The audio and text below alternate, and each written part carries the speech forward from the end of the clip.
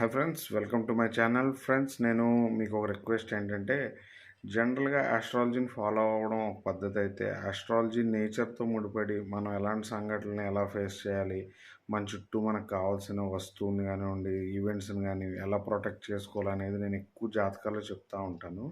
మీరు గమనించినట్టయితే నేను ఆల్మోస్ట్ చెప్పిన ప్రిడిక్షన్స్ అన్నీ కూడా చిన్న చిన్న వర్డ్స్ తేడాతో అన్నీ జరుగుతూ ఉన్నాయి. ఎందుకంటే పిల్లలకు సంబంధించినవి కూడా జరుగుతాయి అన్నాను. ఇప్పుడు మీరన్న వ్యాక్సినేషన్స్ కానివ్వండి, సంబంధించిన విషయాలు కూడా జరుగుతాయి. ప్లస్ కాంగ్రెస్ లీడర్ ఒక ఆయన హెల్త్ బాగోదు, డెత్ వరకు వెళ్ళే అవకాశం ఉంటుంది గోచారరీత్యా అని చెప్పాను. అది మన్మోహన్ సింగ్ గారి డెత్ అవ్వడం కూడా నేను అంటే వీడియోస్ చేసి పెట్టాను. ప్లస్ నేను అలాగే 4 డైరెక్షన్స్‌లో 4 ఈవెంట్స్ 1 ఇయర్‌లో ఒక ట్రైన్ యాక్సిడెంట్ సౌత్‌లో కంపల్సరీగా జరుగుద్దని దానికి సంబంధించిన ఈవెంట్‌ని ప్రెడిక్ట్ చేశాను. ఇప్పుడు ఇంకోటేంటంటే ఎర్త్ అంటే భూకంపం వచ్చినప్పుడు కూడా జనరల్‌గా ఒక స్పెసిఫైడ్ ఏరియాలోనే నష్టం ఎక్కువ జరుగుతది ఫస్ట్ అనేది చెప్పాను. ఎందుకంటే భూమి ఏపీలో కూడా అదిరింది. బట్ నష్టం ఎక్కడొస్తదనేది ప్రకృతి రీత్యా మనం చెప్పుకున్నాం. అలాగే దశమహావిద్యల టైం అయిపోయిన తర్వాత కూడా ఇబ్బందులు ఆ స్టేట్స్‌లో ఎలాగొచ్చాయో మనం చూడొచ్చు. ఎందుకంటే కోల్కత్తా ఎంత పెద్ద ఇష్యూ జరిగిందో మీకు తెలుసు. ప్లస్ మణిపూర్ ఇలాంటివన్నీ అస్సాం స్టేట్స్‌లో జరిగినటువంటి విధ్వంసాలు, బంగ్లాదేశ్‌లో ఇప్పటికీ జరుగుతున్నటువంటి విధ్వంసాలన్నీ మీకు తెలుసు.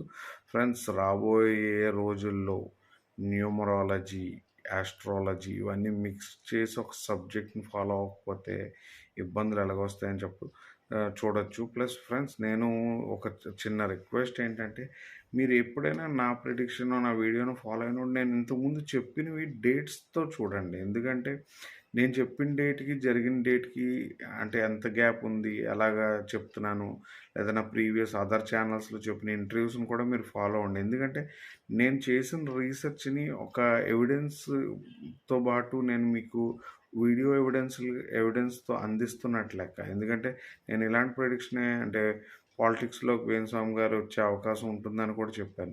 అంటే నేను ఈ 1 ఇయర్ అంటే లాస్ట్ డిసెంబర్ నుంచి మొన్న డిసెంబర్ వరకు నేను మీడియాలోకి వచ్చి 1 ఇయర్. అంతకుముందు నేను ఎప్పుడు మీడియాని టచ్ చేయలేదు.